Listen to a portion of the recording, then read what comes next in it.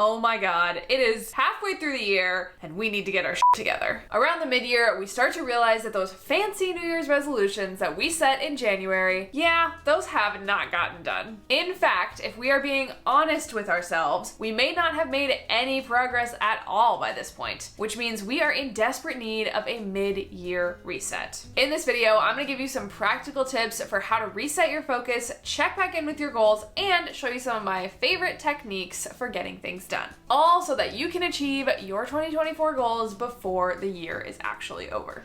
So for the first part of this video, I want you to grab some scratch paper. Anything you have lying around will do. We're gonna use paper to think and plan for the rest of the year, and then we're gonna be putting our work into a more permanent system, a planner, an app, whatever that means for you. But for now, grab a piece of scratch paper and let's get going. So the first thing we're gonna do is we are going to review what has been working for us. We're gonna do a stop, start, and continue exercise. I'm dividing my page into 3 roughly equal parts and writing stop, start, and continue up at the top.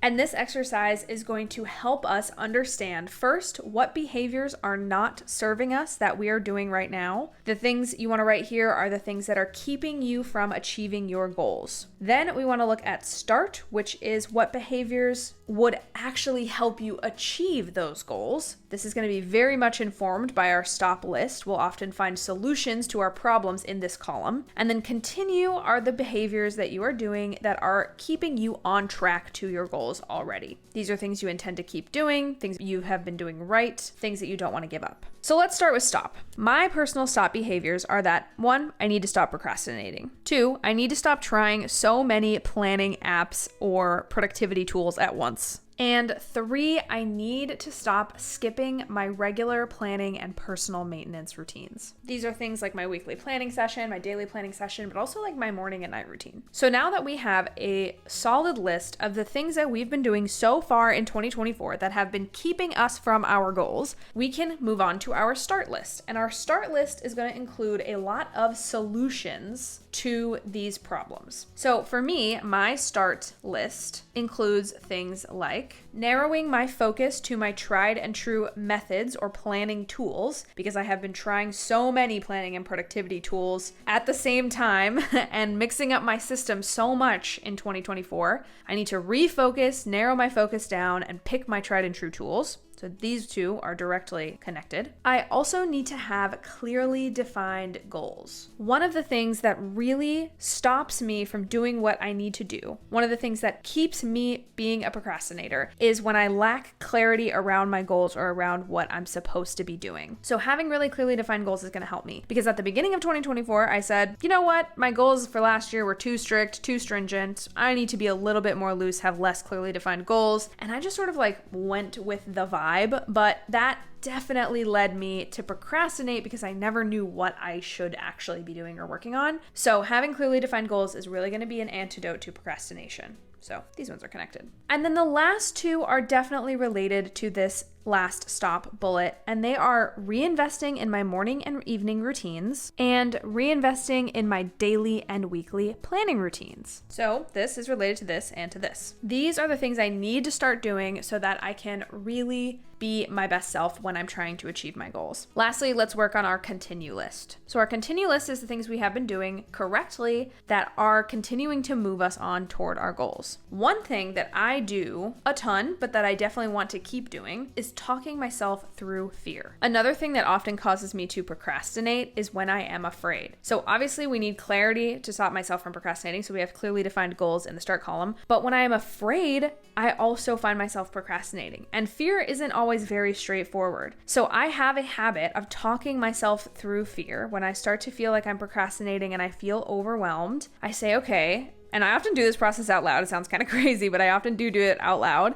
I say, okay, what am I afraid of? And then I name my fear. And sometimes it's as simple as like being perceived. I have a bunch of errands to run, but I don't want to be looked at. I don't want people to see me that day. I just feel like a slug. Or sometimes the fear is of success and not of failure. So I'll talk myself through What am I afraid of? Well, I'm afraid of succeeding at this goal or succeeding at this task and it not being what I actually wanted. So having these conversations with myself often really helps me stop myself from procrastinating because it helps me break out of the bubble that the fear is getting me into. It helps me identify what I'm afraid of and talk myself out of it in real time. So I definitely want to keep doing that habit so that I can just stop procrastinating and get started. Speaking of getting started, 5-minute timers are my best friend. Just setting a 5-minute timer to start working on something really helps you because you can say, I'm going to work on this for 5 minutes. And then by the time that 5 minutes comes around, you're already on a roll, baby. So these two things both really help me get started on what I actually have to do. Similar things include time blocking and getting an accountability buddy.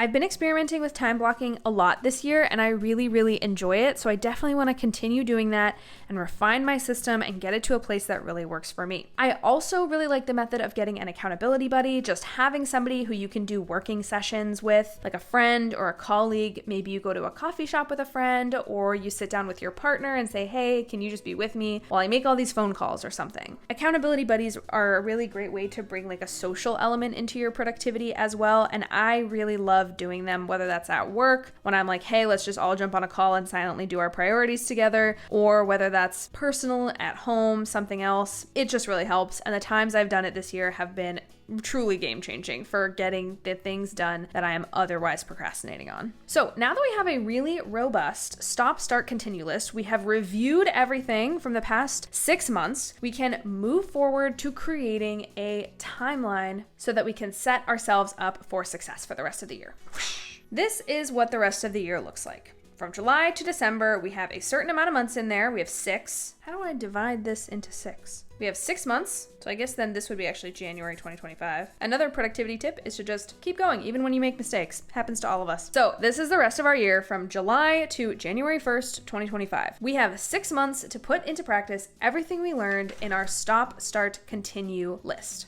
The timeline method that I'm about to show you is heavily informed by Alexis Kingsley's method that she repeats over and over in her videos. She recommends starting from the end and working backwards instead of starting from the beginning and then working forwards. So for the purposes of this video, we're just going to start with one goal, and I'm just going to show you an example of one goal that I have with this system, but you might have many goals that you want to achieve between July and January 1st. I certainly do. So use this method just to define one goal at a time, and then you can go back and add on top of it your other goals. So one of the goals that I have is to finish a writing project I'm working on. I'm like writing a little novel and I want to finish it by the end of the year. At least finish the first draft. So I'm going to write out that goal at the top. This is just a passion project. It's just for fun. So I really like putting constraints around it and figuring out when I'm actually going to do the thing so that it just doesn't become a project that I do infinitely, right? Forever. So in Alexis Kingsley's method, she says to start from the end. You want to imagine yourself January 1st, 2025. What does that look like? Well, my novel is finished, right? My goal is complete, at least the first draft. So once we envision what we have at the end goal, we want to work backwards and ask ourselves, okay, what do I need to do every single month in order to get there? So I know that my novel is going to be about 18 chapters. I already have it all plotted out because I have started the first draft, but it's going to be about 18 chapters, and I still have to write most of it. Over the course of 6 months, that breaks down to 3 chapters per month. So I'm going to write that down. Sounds easy, right? Just write 3 chapters in a month. So now you want to break it down even further. So we have each month. What about each week? Every week we will need to have some writing sessions. So I know, because this is a personal project, I'm only going to have a little bit of time for it each week. I'm going to say 1 4-hour writing session per week should give me enough time to write 3 short chapters. That gives me a total of 16 hours per month to write 3 chapters.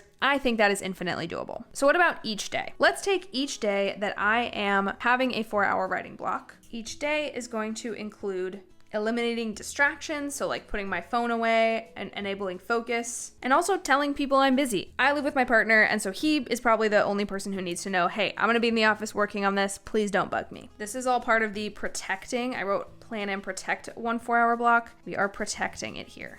And of course, I will need to write. Simply write. So I've pulled back. I've seen what I need to do each month, each week, each day. Let's add some milestones in as a final touch. Around October, I want to have 1/2 of draft finished. This is how I will know that I am on track to reach my goal. If I get to October and I don't have half of the draft finished, I am not on track to reach my goal and I will need to do some adjusting. But I think this is a perfectly valid plan for now. So we've done all of our planning and preparation on our scratch paper, and now we want to put it somewhere safe where it can be protected.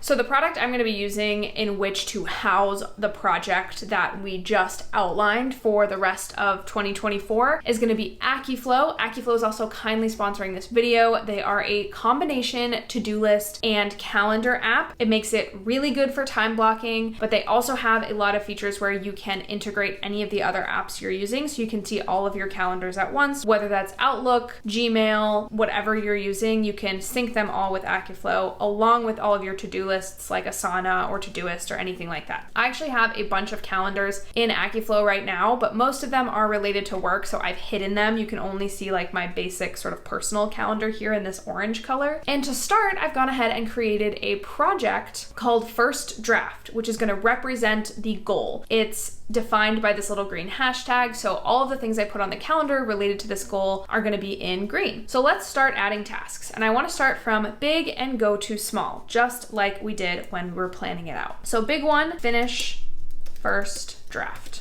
And then I'm going to add a deadline to that, and that's going to be January 1st. You can see with natural language processing, it just pops right up. That's the deadline. Let's also add our midpoint milestone, which is finish half of first draft.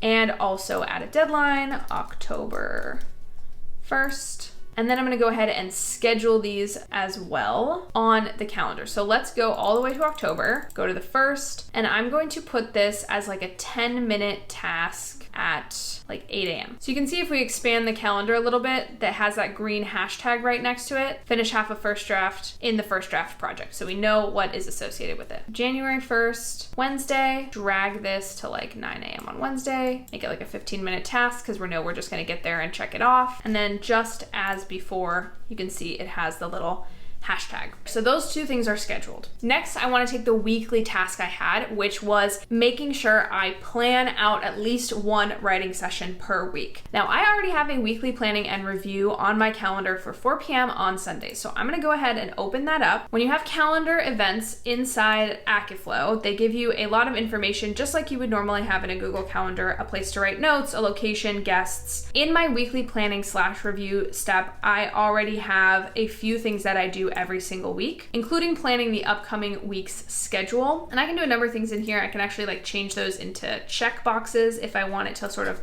look like a mini task list. So let's do that just so that we have it sort of clear that we want to be checking these things off every single time. And then I want to add plan in 1 4-hour writing block per this week. Boom. So now that's in my list of tasks that I have in my weekly planning / review.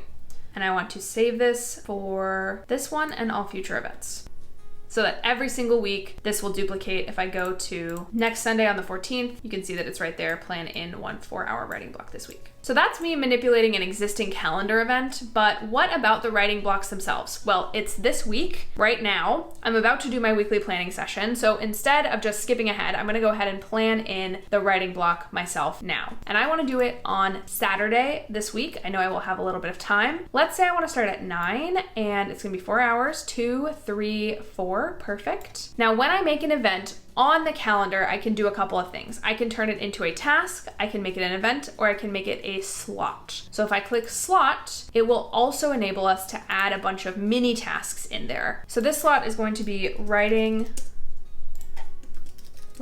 block 1. I'm going to add it to the project, which is first draft, and I'm going to add what I want to do during this period. So I want to put phone on silent. I want to get my outline ready. And of course, I want to write.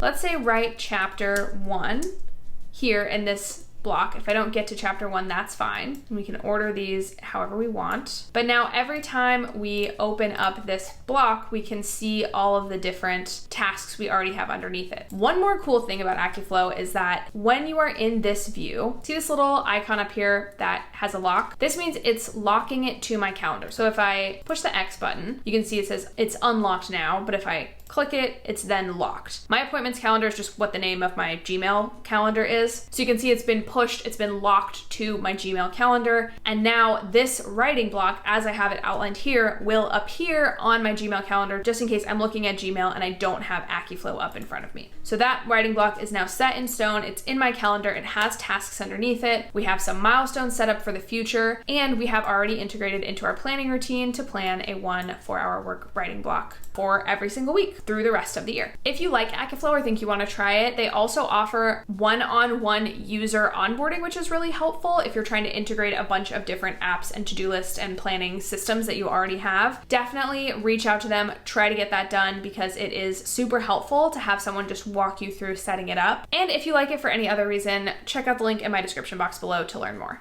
Let me know what you are working on for the rest of 2024. I would love to know so we can all support each other and create a magical fairy kingdom of support and love and goal achievement in the comments. Why else do you come to this channel, really? If you liked this video, you might also like my video on how to beat procrastination and actually get started. I will leave it right here on the screen next to my head for your enjoyment. Thank you so much for watching, for being subscribed, for being awesome. I love you so much, and I will see you in the next video.